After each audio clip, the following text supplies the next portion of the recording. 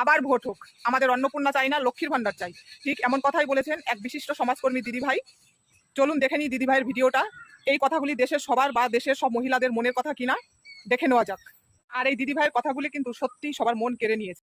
এখন মহিলারা বলছেন আবার ভোট হোক, আমরা ১,৫০০ সন্তুষ্ট, আমরা ৩,০০০ চাই না। আজকে আমাদের যে চোর, এই যে ইলেকশন কমিশনার গণেশ কুমার বলছে প্রত্যেক ফ্যামিলি ১০,০০০ টাকা করে দিক, তাহলে দেশের অর্থনীতি উন্নত হবে। কেন ১০,০০০ টাকা করে দেবে? শুনুন, রাজ্যে পালাবদল হয়েছে, বিজেপি সরকার ক্ষমতা এসেছে। বিজেপি সরকার কথা ভাবতে গেলে সবার আগে দেখতে হবে যে দেশের যে কটা রাজ্যে বিজেপি ক্ষমতায় আছে সেখানে কি করেছে। বিহারে ভোটের আগে ১০,০০০ টাকা করে মহিলাদের দিয়েছে, ভোট হয়ে যাবার পর বাড়িতে নোটিশ পাঠিয়েছে সেই টাকা ফেরত দাও, এবং শুধু তাই না, বুলডোজার দিয়ে তাদের বাড়ি ভাঙা হয়েছে। তাহলে স্বাভাবিকভাবেই পশ্চিমবাংলার সব মহিলাদের যদি ৩,০০০ টাকা করে দেয়, তাহলে স্বাভাবিক কারণেই অন্য রাজ্যের মহিলারা প্রতিবাদ করবে যে ওখানেও বিজেপি ক্ষমতায় আছে, তাহলে বেঙ্গলে দিচ্ছে, আমাদের কেন দিচ্ছে না? তাহলে যাদের একটু বুদ্ধি আছে তাদের বোঝা উচিত, আমরা কিন্তু বুঝেছি এটা জুমলা। প্রথমে কি বললো, দেশের স্বরাষ্ট্রমন্ত্রী ধর্মতলায় মঞ্চে দাঁড়িয়ে বলে গেছে যে ১ তারিখ সব মহিলার অ্যাকাউন্টে ৩,০০০ টাকা করে ঢুকবে, ঢোকেনি, আজকে ২ তারিখ।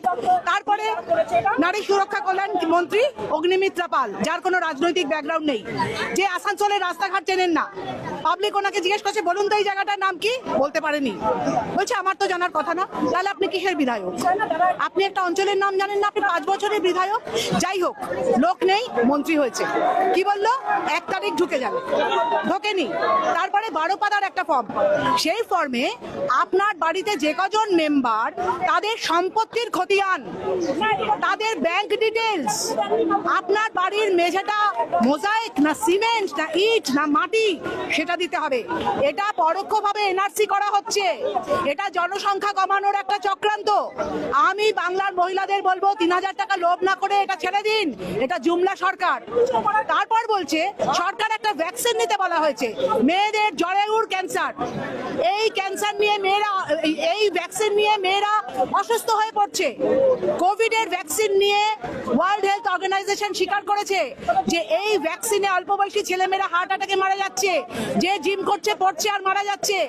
মানুষের মধ্যে বন্ধাত্ম তৈরি করে দেওয়ার চেষ্টা হচ্ছে, যাতে এখন আমাদের ভারতবর্ষ জনসংখ্যায় নাম্বার 1, সেই জনসংখ্যা কমানোর একটা মানে ফন্দি।